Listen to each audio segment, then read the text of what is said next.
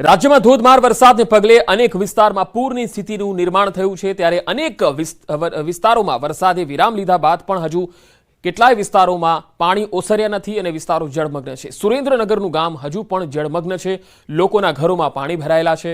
તો બીજી તરફ ગીર સોમનાથમાં પ્રાચી તીર્થ છેલ્લા 7 દિવસથી જળમગ્ન છે। માધવરાયજીની મૂર્તિ પરથી 5 થી 7 ફૂટ પાણી વહી રહ્યું છે અને જામનગરના ખેતરો પણ હજુ પણ તરબોળ છે। જૂનાગઢમાં અંતિમ યાત્રામાં પાણીની વચ્ચેથી લોકો જવા માટે મજબૂર બન્યા છે।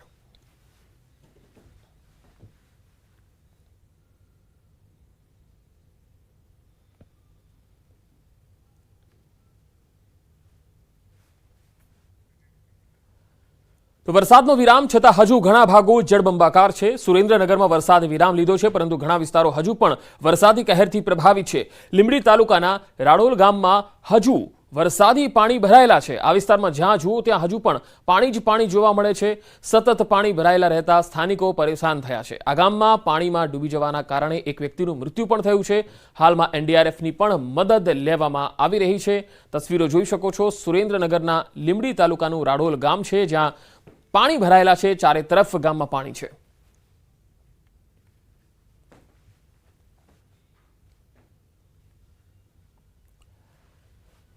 વરસાદનો વિરામ છતાં પાણી હજુ ઓસર્યા નથી। કચ્છથી આવી રહી છે આ તસવીર। કચ્છમાં હાલ વરસાદ વિરામ લીધો છે છતાં પણ ઘણા ભાગો હજુ તરબોળ છે। માંડવીના બાબાવાડી વિસ્તારમાં હજુ પણ ઘણા વિસ્તારોમાં ઘૂંટણસમા પાણી ભરાયેલા છે।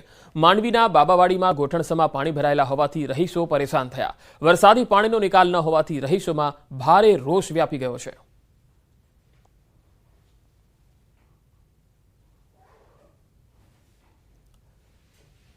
ગીર સોમનાથના પ્રાચી તીર્થના માધવરાયજી હજુ પણ જળમગ્ન છે। છેલ્લા 5 થી 7 દિવસ માધવરાયજી જળમગ્ન છે। ગીર જંગલમાં ભારે વરસાદને પગલે નદીમાં પૂર આવતા જળમગ્ન થયા। માધવરાયજીની પ્રતિમા પર 5 થી 7 ફૂટ જેટલું પાણીનો પ્રવાહ વહી રહ્યો છે।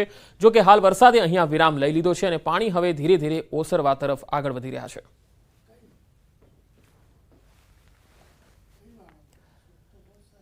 દાહોદના અંતરિયાળ વિસ્તારોમાં અંતિમ યાત્રા નીકાળવી પણ મુશ્કેલ બની।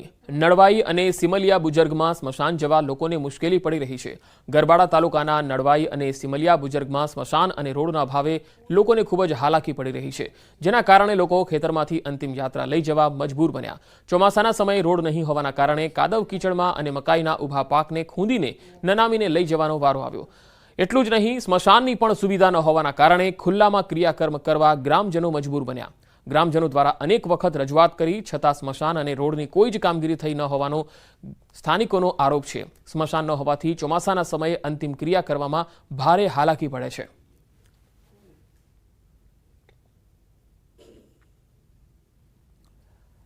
હવે જૂનાગઢથી આ તસવીર આવી રહી છે। ઘોડાદર ગામમાં લોકો પાણી વચ્ચે સ્મશાન યાત્રા કાઢવા મજબૂર બન્યા, જેનો વિડીયો પણ વાયરલ થઈ રહ્યો છે।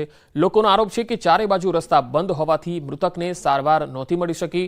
મૃતકને શ્વાસની બીમારી હતી અને ચારે બાજુ પાણી હોવાથી હોસ્પિટલે લઈ જઈ શકાયા ન હતા અને તેમનું મૃત્યુ થયું। લોકો કમરસમા પાણીમાંથી સ્મશાન યાત્રા કાઢવા મજબૂર બન્યા। ઓઝત નદીના પાણી સમગ્ર પંથકમાં ફરી વળતા લોકોને ભારે હાલાકી ભોગવવાનો વારો આવ્યો। વરસાદની સિઝનમાં આ પંથકમાં પૂરની સ્થિતિ સર્જાતી હોય છે ત્યારે ગામ લોકોની માંગ છે કે પાણીનો નિકાલ થાય અને આ સમસ્યાનો યોગ્ય ઉકેલ આવે। ઉપરવાસમાં ભારે વરસાદને કારણે અમારા સમગ્ર ઘેડમાં અંદાજે 100 ગામમાં ફરી એકવાર પાણીના પૂર ફરી વળ્યા છે। અમારી ઘેડની પરિસ્થિતિ એવી છે કે જીવતા તો બરાબર છે, તો માણસનું મૃત્યુ થાય ને તો પણ તમે એક વિડીયોમાં જોઈ શકો છો કે પાણીનો યોગ્ય નિકાલ કરે અને કાયમી આ પરિસ્થિતિનું નિર્માણ ન થાય ને એ માટે વહેલી તકે કામ કરે। તો ગામમાં અહીંયા પૂરના પાણી ફરી વળ્યા છે। જૂનાગઢના ઘોડાદર ગામથી આ તસવીર આવી રહી છે અને સ્મશાન યાત્રા કમરસમા પાણી વચ્ચે જ કાઢવામાં આવી હતી।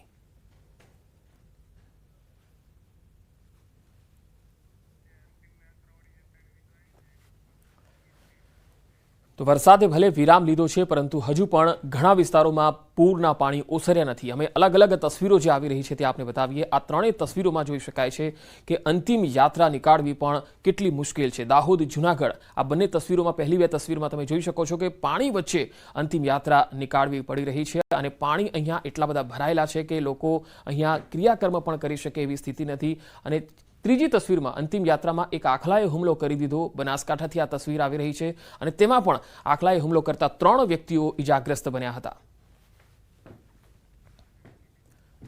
તો બનાસકાંઠાના કાંકરેજના સિહોરીમાં સ્મશાન યાત્રામાં આખલાએ 5 લોકોને અડફેટે લીધા. સ્મશાન યાત્રા જતી વખતે આખલા બાખડતા 5 લોકોને અડફેટે લેતા 3 વ્યક્તિને ઈજા પહોંચી, જેમાં 2 વ્યક્તિઓને હોસ્પિટલમાં સારવાર માટે ખસેડાયા હતા. હવે આ એક ઘટના નહીં, જિલ્લામાં આવી અનેકવાર હુમલાની ઘટના બનતી હોવાનું લોકો કહી રહ્યા છે.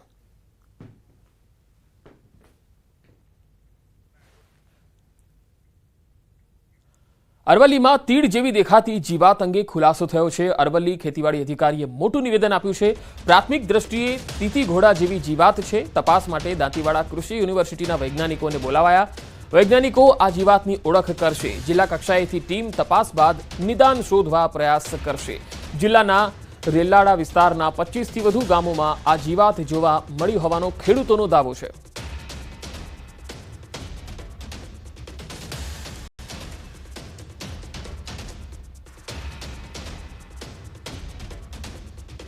કન્ફર્મ કર્યું નથી કે આમ તો તીતી ઘોડા જેવું જ દેખાય છે, છતાં પણ આપણે વૈજ્ઞાનિકોની ટીમ દાંતીવાડા યુનિવર્સિટીમાંથી બોલાવી અને આને કન્ફર્મ કરી અને આનું સચોટ નિદાન કઈ રીતે કરી શકીએ એ બાબતે લાર્જ સ્કેલ ઉપર પ્રયત્નો કરીએ. હાલ અમારું જિલ્લા કક્ષાએથી ટીમ જે તે વિસ્તારની અંદર ફરી એક વધુ ચકાસણી માટે નીકળે જ છે અને વધુ કન્ફર્મ થઈ જાય પછી આ બાબતે કંઈક કહી શકાય. જળ પ્રલય બાદ હવે લંપી વાયરસનો પગ પેસારો થયો. સુરતના કામરેજમાં ગૌવંશમાં જોવા મળ્યા છે લક્ષણો. કામરેજ ગ્રામ પંચાયત દ્વારા જીવદયા પ્રેમીઓનો સંપર્ક કરાયો. હાલ ગૌવંશને સારવાર માટે નજીકની પાંજરાપોળ ખાતે લઈ જવાઈ છે. ફરી એકવાર લંપી વાયરસની એન્ટ્રી થતા પશુપાલકોમાં ચિંતા વ્યાપી ગઈ છે. સુરત સહિત દક્ષિણ ગુજરાતમાં ભારે વરસાદને લીધે 15,000 એકર શેરડીના પાકમાં સફેદ માખીનો ઉપદ્રવ વધ્યો છે. ખેડૂતોને પારાવાર નુકસાન થયું. સાથે ભારે વરસાદને કારણે સુરત, તાપી સહિત દક્ષિણ ગુજરાતના જિલ્લાઓમાં ભારે નુકસાન થયું. ખેડૂત આગેવાન જયેશ દેલાડે રાજ્યના કૃષિમંત્રીને ખેડૂતોને સહાય આપવાની માંગણી કરી છે. શેરડીના 3 લાખ એકર પાકમાંથી મોટાભાગમાં પાકને વ્યાપક નુકસાન થયું છે. જિલ્લાના ઓલપાડ, કુદસડ, કીમ, પલસાણા અને બારડોલી સહિતના વિસ્તારમાં સફેદ માખીનો કહેર જોવા મળ્યો. ત્યારે વરસાદથી ખેતી પાકોને થયેલા નુકસાનીનો સર્વે કરવાની અને સહાયમાં જીવાતથી અસરગ્રસ્ત ખેડૂતોનો પણ સમાવેશ કરવાની માંગ ઉઠી છે.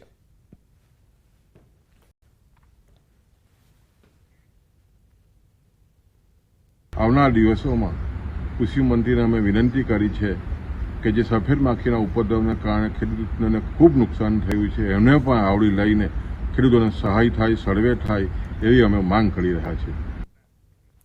છોટાઉદેપુરમાં વીજળીથી કફોડી હાલતનો એક વિડીયો વાયરલ થયો.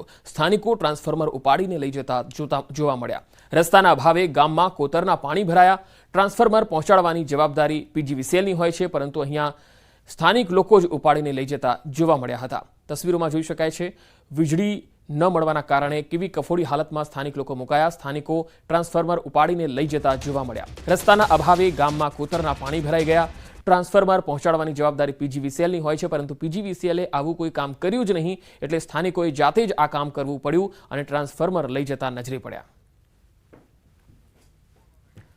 તો વીજળીથી આ વિસ્તારના ઘણા એવા એરિયા છે જ્યાં હાલ અંધારપટ છે અને હજુ વીજળી મળી શકી નથી અને તેના કારણે વરસાદમાં ખૂબ જ તકલીફનો સામનો કરી રહ્યા છે. 150 જેટલા પરિવારો એવા છે કે જ્યાં અંધારપટ છવાયેલું છે. ત્યારે ટ્રાન્સફોર્મર પહોંચાડવાની જવાબદારી તો પીજીવીસીએલની હોય છે, પરંતુ અહીંયા અધિકારીઓ તો ફરકતા જ નથી હોતા. કેબિનમાંથી કે ઓફિસમાંથી તો બહાર આવે તો કંઈ ખબર પડે. વધુ માહિતી સાથે છોટાઉદેપુરથી સંવાદદાતા સૈજાબ ખત્રી જોડાયા છે. સૈજાબ, આ જે 150 પરિવારોમાં અંધારપટની જે સમસ્યા છે, કેટલા સમયથી છે? કયા ગામના આ લોકો છે? જી પંકજ, ખાસ કરીને નસવાડી તાલુકાના અંતરિયાળ વિસ્તાર હોય અને જે કવાંટ તાલુકાના જે ડુંગરાળ વિસ્તાર છે કે તેની અંદર કેટલાક સમયથી જે વાતાવરણની અંદર જે વરસાદી વાતાવરણ હતું તેના કારણે ટ્રાન્સફોર્મર ઉડી ગયા હતા. તેના કારણે અંતરિયાળ વિસ્તારના આદિવાસીઓ અંધારામાં જે જીવન છે તેઓનું પોતાનું જીવન ગુજારી રહ્યા હતા. પરંતુ છેલ્લા કેટલાક સમયથી ટ્રાન્સફોર્મર ત્યાં આગળ કોઈ અધિકારી પહોંચતા ના, તેના કારણે ગ્રામજનોએ આખરે નિર્ણય કર્યો પોતાનું ખેતી કામ છોડીને તેઓના ખભે ભાર ઉચકીને બાંધીને તેઓએ ત્યાં કમ્પ્લીટ મૂકીને આપ્યું છે. પરંતુ ત્યાર પછી પણ અધિકારીઓ ત્યાં પહોંચતા નથી અને આદિવાસી વિસ્તારની અંદર આજે રહેતા જે લોકો છે તે લોકોને મુશ્કેલીનો સામનો કરવો પડતો હોય છે. આમ તો આ પરિસ્થિતિ આજની નથી, વર્ષોથી જે ગામના લોકો અવારનવાર રજૂઆતો